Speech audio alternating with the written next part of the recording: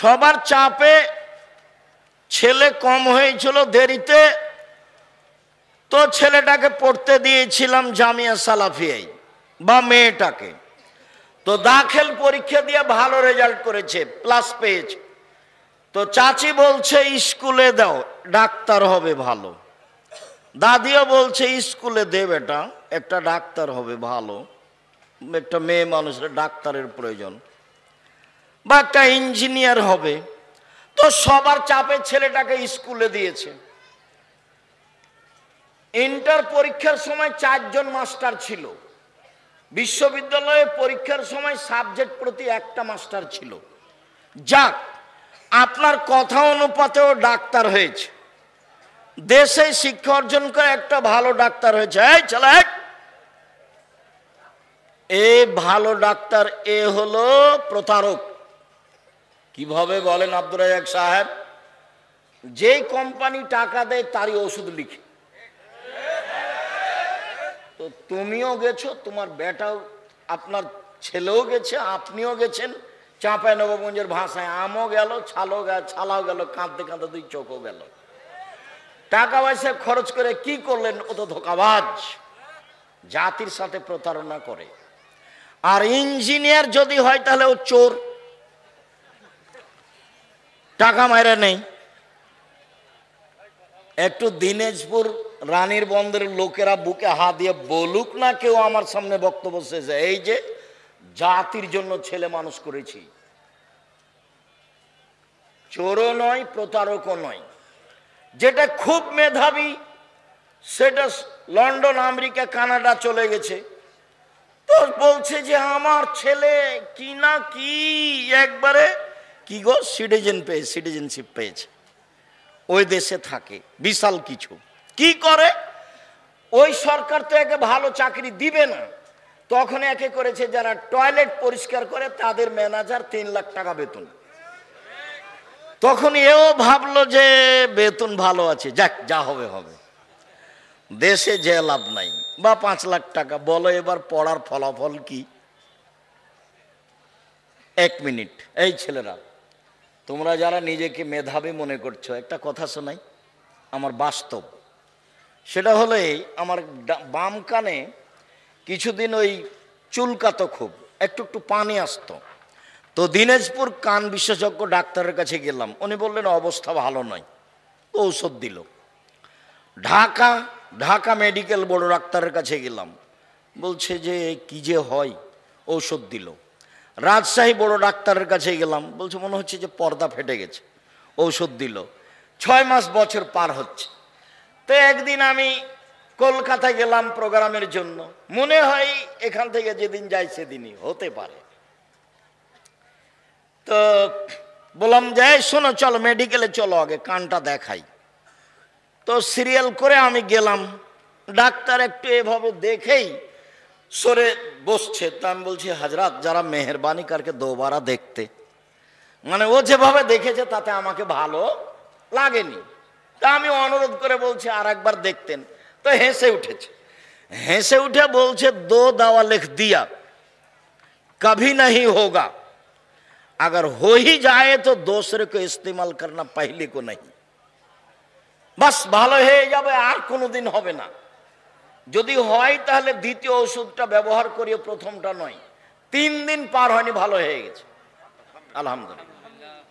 আমি কি বলি তোমাকে, আমার বাস্তব অভিজ্ঞতা বললাম। তোমার বাপ মা ভুল বুঝেছে, তুমি কিছু করতে পারবা না জাতির, ব্যবসা করে খাও। আমি চকলেটের ব্যবসা করতে বলিনি, দেখো আমি চকলেটের ব্যবসা মানে আমি বলেছি কম পয়সা দিয়ে ব্যবসা করো, লোন নেওয়া লাগবে না, শ্বশুরের কাছে টাকা নেওয়া লাগবে না। এটা সত্য, আমি তোমাকে মজাক করে বলিনি। এটা দিনাজপুর মানে বোনকে জমি দেয় না, শয়তানি করে দিন কাটাই। 10 বছর হলো বাপ মরা, এখন পর্যন্ত বোনকে জমি দেয়নি। তোমাকে তো বলেছি, তোমার বাপকে তুমি বলনি? আব্দুর রাজ্জাক সাহেব বলে গেলেন আপনি নাকি কুকুর সিলিকের চেয়ে খারাপ আব্বা। কেন? আমার দাদা মরা 10 বছর হলো, আমার বোন ফুফুকে নাকি জমি দেননি। দেখো তুমি, আর তুমি হুঁশিয়ার ছেলে, প্রমাণ করো তোমার বাপ পাবে সকালে জমি আর তোমার ফুফু পাবে বিকেলে, এইটুকু হবে কি না? এইটুকু হবে না। তোমার বাপ যখন পেয়েছে তোমার ফুফুও তখন পাবে। বলো 10 বছরের জবাব কি হবে? তোমার বাপ তো কুকুর শ্রীরার চেয়ে খারাপ, তুমি তার চেয়ে খারাপ কিভাবে? তুমি যৌতুক নিলে কেন? যৌতুক নিবে কেন? ভিক্ষা করে খাবা তো, বহুদিন থেকে বলছি। আরে ভিক্ষা করে খাবা কেন? দিন মজুরি করে খাবা। দিন মজুরি করে খাবা কেন? ব্যবসা করে খাবা। আল্লাহ রাসূল বললেন উপার্জনের 4টা পথ। যে যেখানে আছেন কষ্ট হলে এক খেলে চেয়ে থাকবেন। আমি লম্বা সময় করব তা নয়। 1 দিন মজুরি, আল্লাহ নবী বলেন সন্ধ্যায় টাকা শেষ হবে। 2 ব্যবসা, 2 চাকরি, 25 দিনে টাকা শেষ হবে সাধারণত। 3 জমি চাষ, সমান সমান না হলে লস। 4 ব্যবসা। তখন আল্লাহর নবী বলছেন সত্যবাদী বিশ্বস্ত ব্যবসায়ীরা নবীর সাথে থাকবে জান্নাতে। তাহাজ্জুদ পড়ে নবীর সাথে থাকা যায় না, হজ করে নবীর সাথে থাকা যায় না, রমজান মাসে রোজা থেকে নবীর সাথে থাকা যায় না, তাসবিহ তাহলিল জিকির আজকার করে নবীর সাথে থাকা যায় না। নবীর সাথে থাকার আরেকটা পথ আছে মুহাম্মদ সাল্লাল্লাহু আলাইহি সাল্লাম, সেটা হলো এই 2টা কেউ মেয়ে যদি লালন পালন করে, 2টা বেটি, কি লালন পালন শিখিয়ে দিল, শিষ্টাচার শিখিয়ে দিল, একটু পরে আসছি ইনশাআল্লাহ।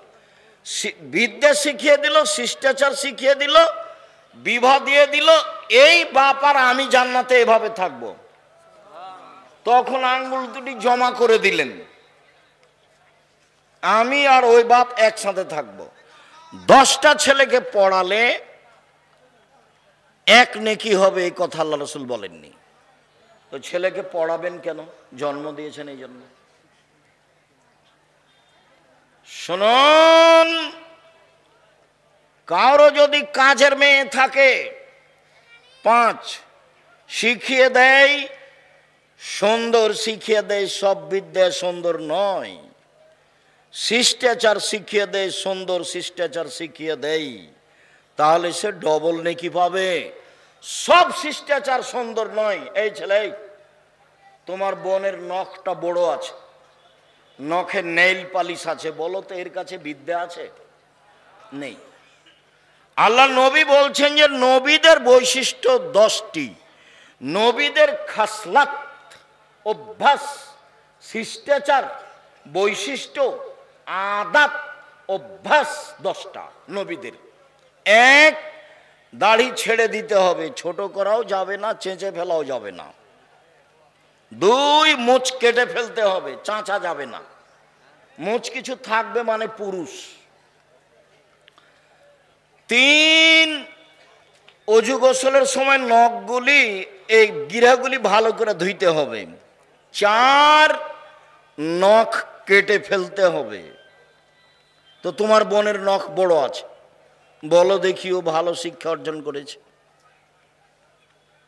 বলিও তো তোমার বোনকে আজ বাড়িতে গিয়ে যে তুমি নাকি ভালো করে পড়াশোনা করনি। কেন? আব্দুর রাজ্জাক সাহেব তো বলে গেলেন তোমার মাথার চুল নাকি সামনের দিক ছোট, তুমি নাকি ভুরু তুলে চিকন করো, তুমি নাকি দাঁত ছিলে পরিষ্কার করো, তুমি নাকি পরচুলা ব্যবহার করো, তুমি নাকি উঁচু স্যান্ডেল পরে নিজেকে উঁচু লম্বা দেখাও, তুমি নাকি আঁটো সাঁটো ব্রেসিয়ার পরে নিজেকে কম বয়সী দেখাও। সেই জন্য আব্দুর রাজ্জাক সাহেব তোমার বিদ্যাকে না করে দিয়েছে। আর যদি তোমাকে বলি, এবার তুমি বলো, 1 গ্লাস আমি তোমাকে পানি দিলাম, তুমি বললে থ্যাংক ইউ, বলো তাহলে এটা কি হলো? থ্যাংক ইউতে 1 নেকি হবে, 1, কিয়ামত পর্যন্ত বলতে থাকো। আর যদি বলো জাযাকাল্লাহ খায়র, 1 গ্লাস পানি দিলে আল্লাহ তোমাকে উত্তম প্রতিদান দান করুক, তা আমি আল্লাহকে দিতে বলেছি। আমি তোমাকে 1 গ্লাস পানি দিয়েছিলাম, তুমি বলেছো আল্লাহ এই 1 গ্লাস পানির প্রতিদান তুমি দাও। তো আমি লন্ডনে বিপদে পড়েছি, তখন ওই যে তুমি যে বলেছো আল্লাহকে যে প্রতিদান দাও, তখন তোমার কথাটা আল্লাহ কবুল করে আমাকে লন্ডনে বিপদ থেকে বাঁচিয়ে দিয়েছে। তুমি যে প্রতিদান কাকে দিতে বলেছ? আল্লাহকে। তাহলে এবার তুমি থ্যাংক ইউ একদিকে রাখো আর জাযাকাল্লাহ খায়ের একদিকে রাখো। সবাই যে উল্টা পথে, বাম হাতে চা খাচ্ছে। এখানে কত ছেলে মেয়ে আছে বাম হাতে চা খায়, বাম হাতে পানি খায়। ও হিন্দু নাকি? বাম হাতে কেন খাই? বাম হাতে কেন খাও তুমি? এই ছেলে, যখন পায়খানা করার পরে চাঁপানেওয়াজের ভাষাতে যখন ছুঁচো, তখন কোন হাত দিয়ে পানি খরচ করে বাম, তো ওই হাতে চা খাচ্ছ যে, ছি ছি ছি। এই বিদ্যা কি করবে? এটা বিদ্যা নয়। আল্লাহ রাসূল বলছেন যে শিষ্টাচার শিখালো, সুন্দর শিষ্টাচার শিখালো। সব শিষ্টাচার সুন্দর নয়। সম্মানিত দিনী ভাই ও বোন, পারিবারিক কথা 6। আবু হুরায়রা রাদিয়াল্লাহু তাআলা আনহু বলেন, রাসূল সাল্লাল্লাহু আলাইহি সাল্লাম বলেছেন, কুল্লু নাফসিন মিন বানি আদম, আদম সন্তানের সবাই দায়িত্বশীল। অর রাজুল সাইয়্যিদ ফি আহলিহি, বাপ হলো বাড়ির কর্তা, বাড়ির দায়িত্বশীল। বাড়ির স্ত্রী, ছেলে মেয়ে, এদের সবার জবাব তাকে দিতে হবে।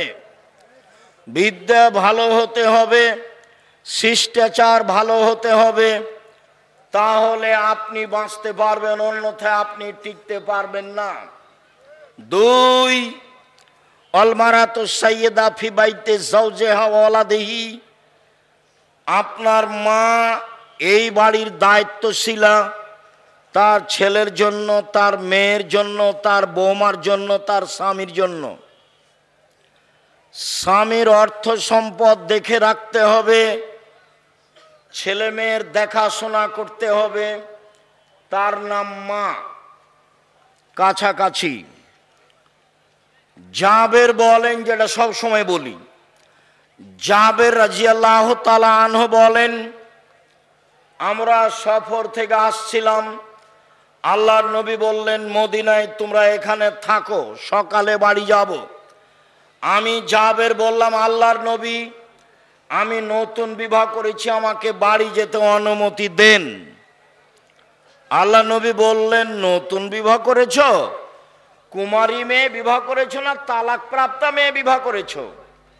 তো জাবের বললেন যে তালাক প্রাপ্তা মেয়ে বিবাহ করেছি। তা আল্লাহ রাসূল বললেন, কুমারী মেয়ে কেন বিবাহ করলে না? তুমি তার সাথে খেলতে, ও তোমার সাথে খেলতো। আল্লাহ রাসূল এই কথা বলছেন, এখন বলছেন শুনলাম, তার 13 জন স্ত্রীর 12 জনই 2বার 3বার বিবাহ হয়েছে। তার মধ্যে যেটা সবচেয়ে দামি স্ত্রী তার,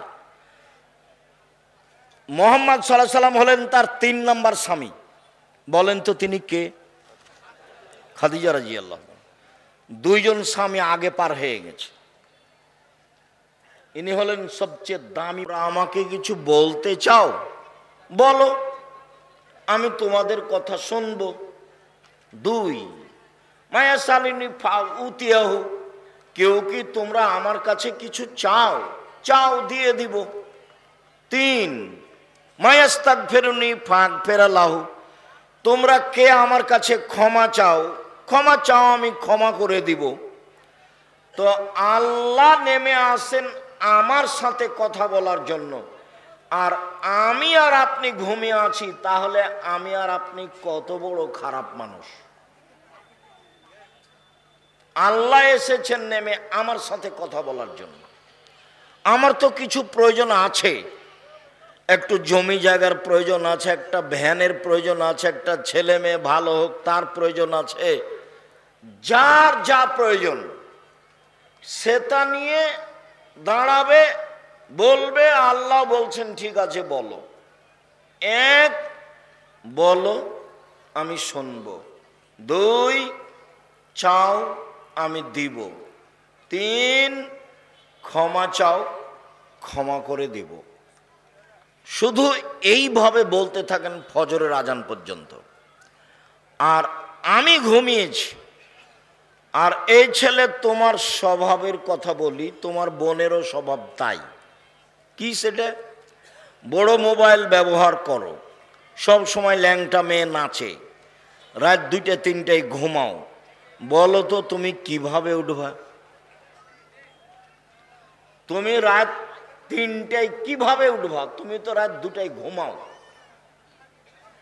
তোমাদের বাড়ির স্বভাব কেমন হয়েছে জানো? তোমাদের বাড়িতে জেনার বন্যা সয়লাভ। কিভাবে? তুমি মনে করছো যে আমি একাই ল্যাংটা মেয়ে দেখছি, না, তোমার বোনও ওই ঘরে দেখে, তোমার মা ওই ঘরে দেখে, তোমার বাপ ওই ঘরে দেখে। গোটা বাড়ি এখন শয়তান চালায়। কে চালায়?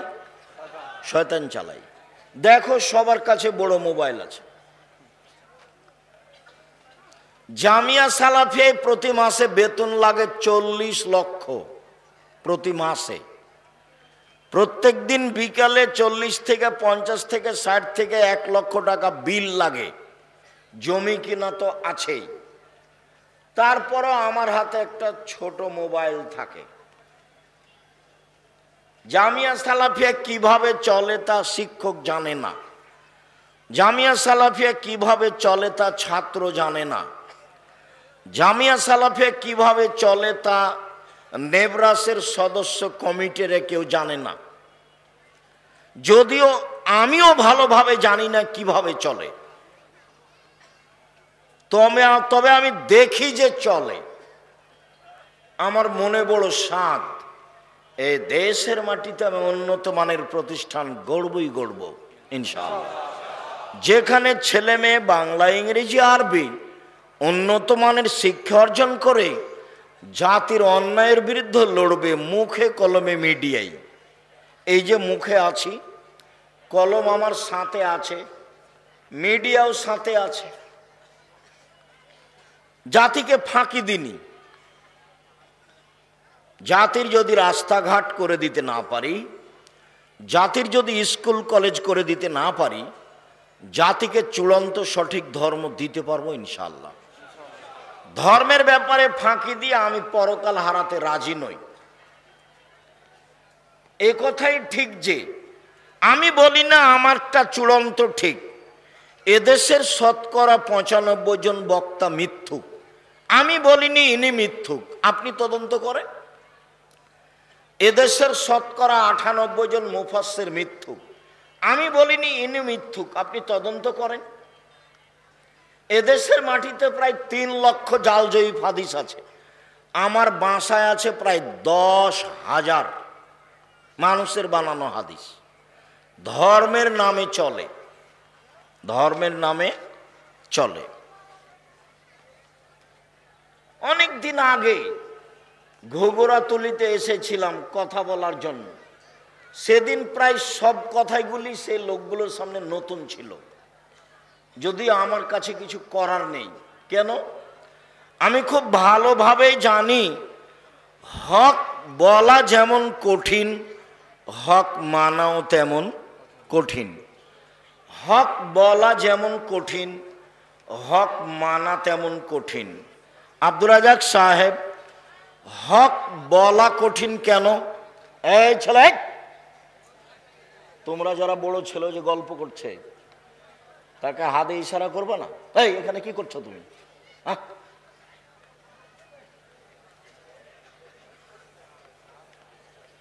সম্মানিত দিনী ভাই বোন, হক বলা কঠিন কেন? সব আরবি ভাষায় লেখা আছে। মিথ্যা হাদিসগুলি কোন ভাষায় লেখা আছে? আরবি ভাষায় লেখা আছে। সেইগুলো তদন্ত করে বলা কঠিন, এই জন্য হক বলা কঠিন।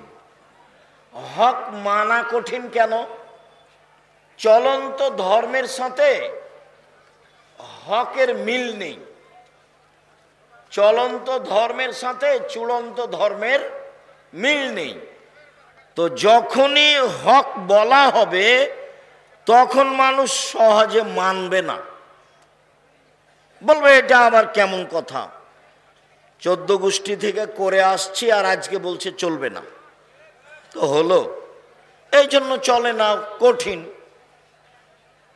লাশটাকে সামনে রেখে সবাই বক্তব্য দিচ্ছে, এমপি, মন্ত্রী, চেয়ারম্যান, মেম্বার সবাই বক্তব্য দিচ্ছে। তা আমি বলেছি শুধু ঋণের কথা বলা যাবে, আর কিছু চলবে না, এটা হলো চূড়ান্ত হক। আর সবাই কথা বলবে এটা চূড়ান্ত মিথ্যে।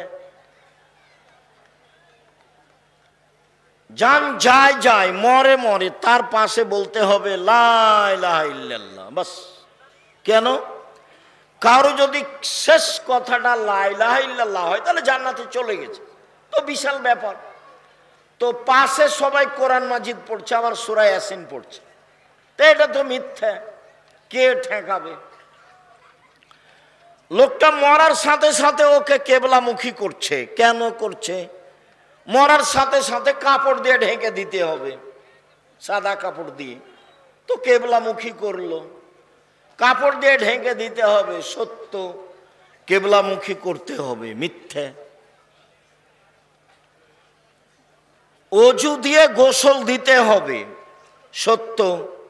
গোসলের পূর্বে পেট চেপে পেশাব পায়খানা বের করতে হবে, মিথ্যে, বিদআত, হারাম, কাবিরা গুনাহ। আবার নখ কাটতে হবে, আবার মোচ কাটতে হবে, আবার নিচের লুম পরিষ্কার করতে হবে, কত যে ফিতনা আছে। সালাম হলো আসসালামু আলাইকুম, পৃথক হওয়ার পূর্বেই পাপ ক্ষমা হয়ে যাবে, এটা হলো চূড়ান্ত সত্য।